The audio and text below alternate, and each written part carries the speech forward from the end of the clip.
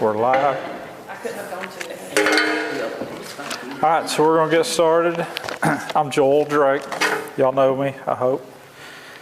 So Paul asked me to speak, and so I'm going to do a short devotional, and then we'll do prayer request. So got a question for you guys. So if you're married or if you were married, so how long have y'all been married? So somebody... 61 years here. 61 years. Wow. How long? A few. You're going to get in trouble. It'll be 11 years this month. 11 years this month. Did you hear that? This month. What day would that be? What? Trying to help you out. So how long have y'all been married? 30 years in December. 30 years. Mike? 38. 38. All right. How long have you been married? You'd have to ask Karen. 54 in August. Wow. And how long were you married? I was married 52 years. 52 Been with years. her for 10. All right. Excellent. Well, Melissa and I have been married for 35 years, but I had to ask her today, and we argued over whether it was 35 or 36 years. And of course, she was right. So we dated for 6 years prior to that. So if you do the math, you'll figure out that we were dating very, very young. But I remember the first time we held hands. Do you remember the first time y'all held hands? Well, yeah, I remember the first time on everything. Oh. You don't want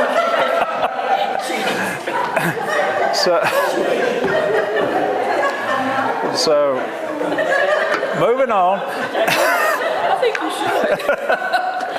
should. So we were in church, and we Did we were. win anything by being the longest married?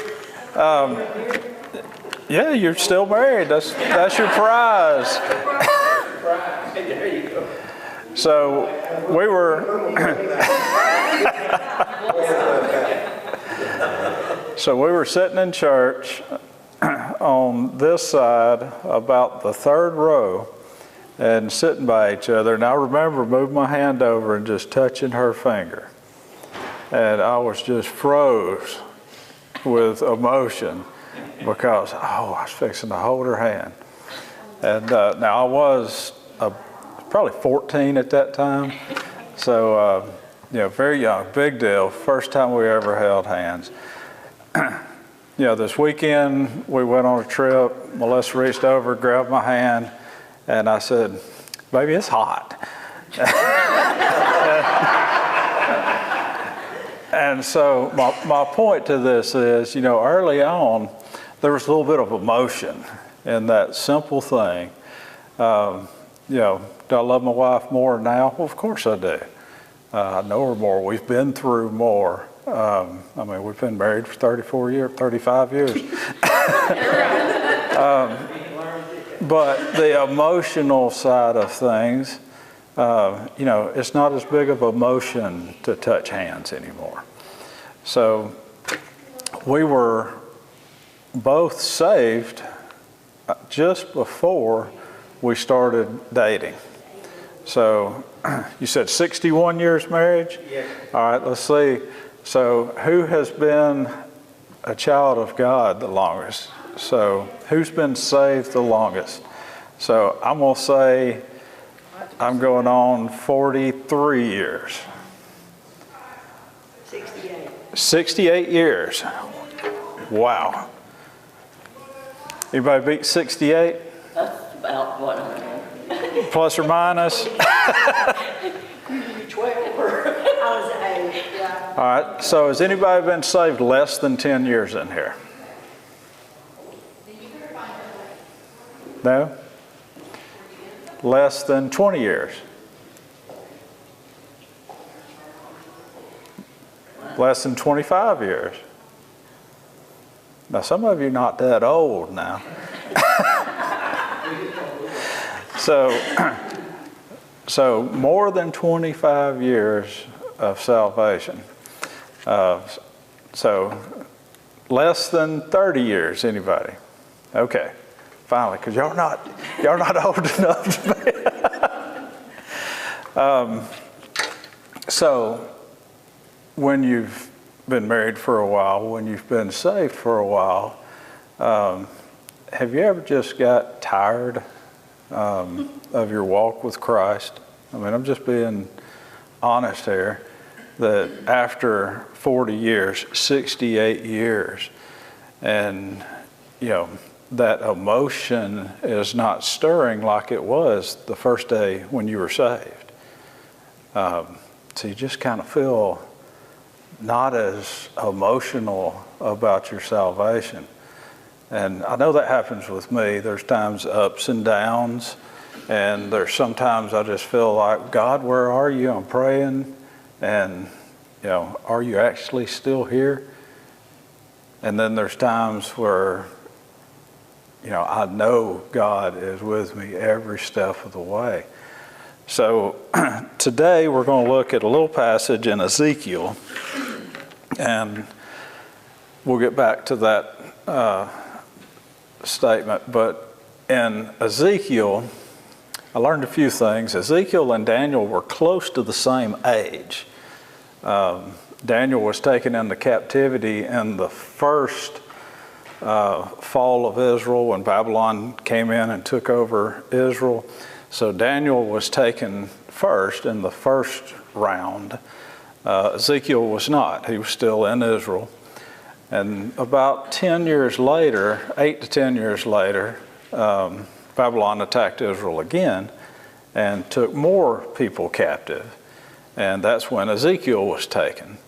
And so Daniel had been in captivity 8 to 10 years. He had done the things we hear about in Daniel, you know, Daniel in the lion's den, and, you know, Daniel interpreting dreams. But and at that time, Ezekiel was still in Israel. So Ezekiel was captured, and about 5 years after he was captured is when he became a prophet for the Lord. And so in the first part of the book of Ezekiel, Ezekiel is really condemning the children of Israel. He's going through telling them all the things that God said that they had done wrong. They had had other gods. They had treated mankind poorly. Just over and over and over, Ezekiel's telling the children of Israel all the bad things they had done and that God was going to judge them. And it's the first half of the book of Ezekiel, just over and over. He's just pounding how these people are not living up to God's standard. And then we get to chapter 33, and Ezekiel gets word that's when Jerusalem fell, and that would have been the third time of exile, when the rest of Israel was captured, taken to Babylon. And Jerusalem fell, and the temple was destroyed. So Ezekiel has been telling these people, it's going to happen, God's going to judge you, and then it happens. And so the whole nation is just distraught because God has judged them, and God has let Babylonians come in and take them out of their country, put them in exile. So then God tells Ezekiel to build up the children of Israel. And so what we're going to look at is chapter 37. And this is just one of the stories. There's several stories in there where Ezekiel is, telling the children of Israel, God has not forgot about you. I know you feel like God's forgot about you because you've been put in exile. Things are not going your way. And a lot of times we're in that same boat. When things don't go our way, we ask the question, God, where are you? And so Ezekiel's telling them, God is still there. So Ezekiel 37, this is one of my favorite stories because I'm a visual learner, and this is very visual passage here. So Ezekiel 37, the Lord took hold of me and I was carried away by the Spirit of the Lord to the valley filled with bones. He led me around among the bones that covered the valley floor. They were scattered everywhere across the ground and were completely dried out. Then he asked me, Son of man, can these bones become living people again? So this story of the valley of the dry bones. So these bones were dry. This is a vision he's had. So what do y'all think the bones represent?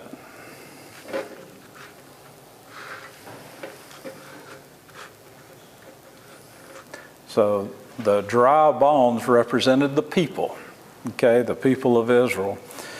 And so the question God asked Ezekiel, can these bones live again? Now, if God asked you that question, what would be your answer? Ezekiel said, "O sovereign Lord, you alone know that answer." And I like that answer because, a lot of times when we're going through stuff, we don't know the answers. We know only God knows the answer. And so Ezekiel said that, you alone know the answer. Then he said to me, speak a prophetic message to these bones and say, dry bones, listen to the word of the Lord. This is what the sovereign Lord says. Look, I'm going to put breath into you and make you live again.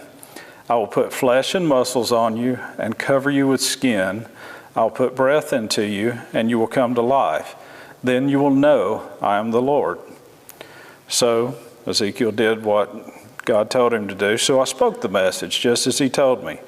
Suddenly, as I spoke, there was a rattling noise all across the valley. The bones of each body came together and attached themselves as complete skeletons. Then, as I watched, muscles and flesh formed over the bones. The skin formed to cover their bodies, but they still had no breath in them. So I love this imagery that dry bones laying in a pile. He speaks the prophetic word of the Lord, and he sees these bones, assembling together, and then, tendons, muscles, then skin coming over the top of it. Then he said to me, speak a prophetic message to the winds, Son of man. Speak a prophetic message and say, this is what the sovereign Lord says. Come, O breath from the four winds, breathe into these dead bodies so they may live again. Then Ezekiel does what God told him to do. So I spoke the message as he commanded me, and the breath came into their bodies. They all came to life, stood on their feet, a great army. Then he said to me, Son of man, these bones represent the people of Israel. They are saying, we have become old, dry bones. All hope is gone. Our nation is finished. Therefore, prophesy to them and say, this is what the sovereign Lord says. O my people, I will open your graves of exile and cause you to rise again. Then I will bring you back to the land of Israel. When this happens, O my people, you will know that I am the Lord. I will put my spirit in you, and you will live again, and return home to your own land. Then you will know I, the Lord, have spoken. I have done what I said. Yes, the Lord has spoken.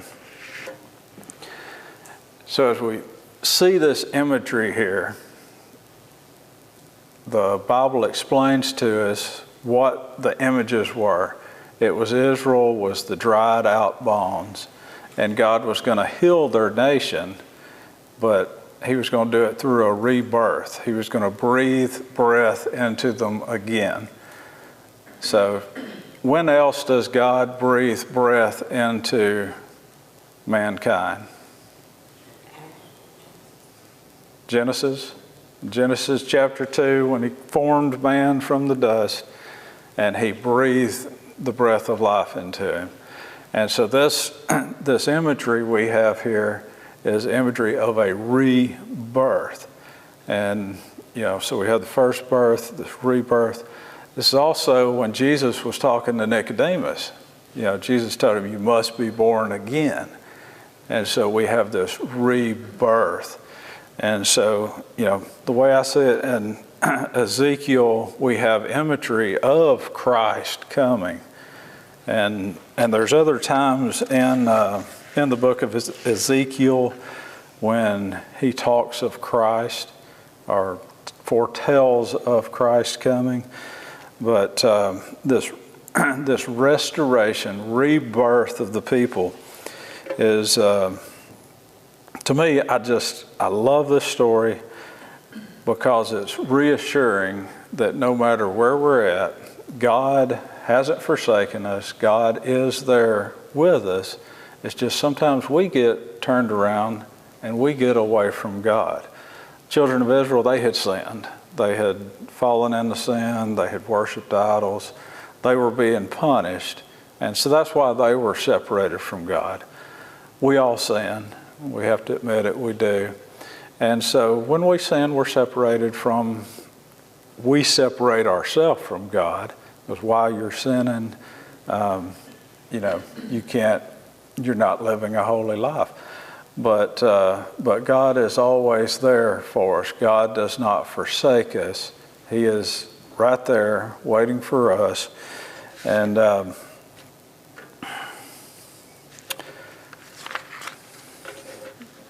let's see what else.